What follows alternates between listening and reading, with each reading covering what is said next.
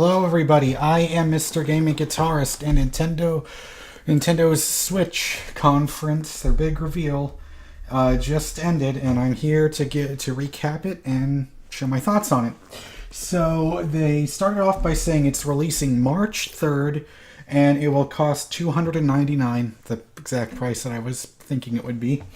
And so they said that there would be a paid online service. I believe they, don't quote me on this, but I think they said it would be free at launch, and then it will be paid in the fall. It will be a paid service in the fall. So if Nintendo is making you pay for online, then I better fucking hope they get their fucking shit right. So, next up, they said that their software will have no region locking. Thank goodness for that.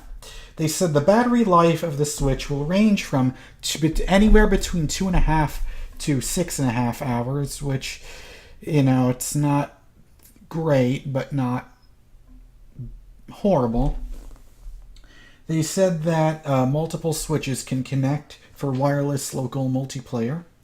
They said the Joy-Cons, which are, like the two little controllers that connect to the side of the Switch, have NFC read and write for amiibo data, so those fucking amiibos aren't gone. But they didn't show any amiibo stuff, so I'm happy. I don't really care at all for amiibos. So they said that the left side of the Joy-Con has a capture button, and the right side has... there's a capture button. And it said that each individual of the Joy-Con controllers have left and have gyroscope and accelerometers in them, so that each controller acts as two separate motion controllers, which kind of disappointed me a little bit to find out about that, because I thought that Nintendo would be completely done with motion controls, and hopefully they would be back to just regular ass controls forever, and it would be a good statement, but unfortunately they're not. And so they said that. And of course, they also mentioned that the Joy-Con will have some wrist straps, and those individual straps have modular L&R buttons on them. And they said that they have this new HD Rumble, which they use as an example, that it can simulate feeling individual ice cubes in a glass, and then you can feel that glass filling up with water. And they said you can play multiplayer with separate Joy-Con controllers, so they had this launch title called 1-2 Switch. And what I imagine that is, if you know about a game which used PlayStation Move controllers, which didn't really require the game to be... all it did was you just pushed another person, and it kind of reminded me of that. It reminded me of Johann Sebastian Joust, which was in Sports Friends. So it was two people drawing guns and things of that nature. They showed another launch title. Actually, it wasn't a launch title. It was just called ARMS, which is this boxing game where you have stretchable arms or you're fighting and stuff. Seems interesting, kind of like an expanded version of Wii Boxing. Next up, they showed Splatoon 2, which is launching summer 2017. And the most exciting game they showed was Super Mario Odyssey, which is really weird because it opened up and it looked like you were in New York in this open world setting, where it was kind of jarring because you saw Mario interacting with regular looking people, so that its two art styles completely jarring from each other. But you saw him in like some sort of Africa type of setting, and then you saw him in the desert, and I think you saw him in snow. It looks really good. And the other thing is, now Mario's hat is alive, which seems like it could be very stupid. I don't know, but that's the Switch game I'm most looking forward to right now. Next up, Xenoblade 2. It's announced. I don't really care. Next up, Fire Emblem Warriors was announced. It's another game I don't care for, not for me. And next, Dragon Quest 10 and 11 and Dragon Quest Heroes 1 and 2 will be coming to the Switch. Again, not for me. I'm really not a JRPG kind of guy, so please don't crucify me if you disagree with that.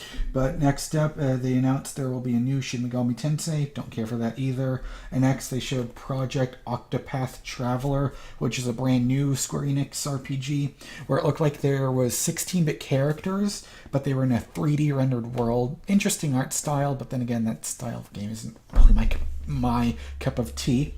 Next up, Todd Howard said Skyrim is coming to Switch. And next up, Suda51 showed up on stage to say that there will be a new game with Travis Touchdown, the main character from No More Heroes, coming to Switch, but he wouldn't outright say that it's called No More Heroes 3. But, something along those lines. And next up, Patrick Soderlund from EA says FIFA will be coming to Switch. Okay. And next up, they said that the Switch will include left and right Joy-Con controllers, the Joy-Con straps. It will come with the Joy-Con grip and an HDMI cable. And there will be two models, one with all gray Joy-Con controllers and another one with the red and blue controllers.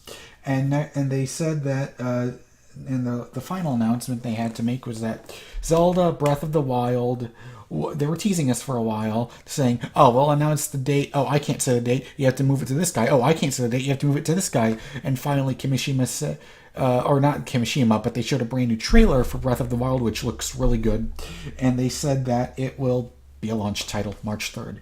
So I'm glad that they got all that confusion out of the way. So this didn't really do a lot to enhance my confidence. I mean, it did a lot to enhance my confidence for the Switch, but I'm not, foaming out the mouth hyped.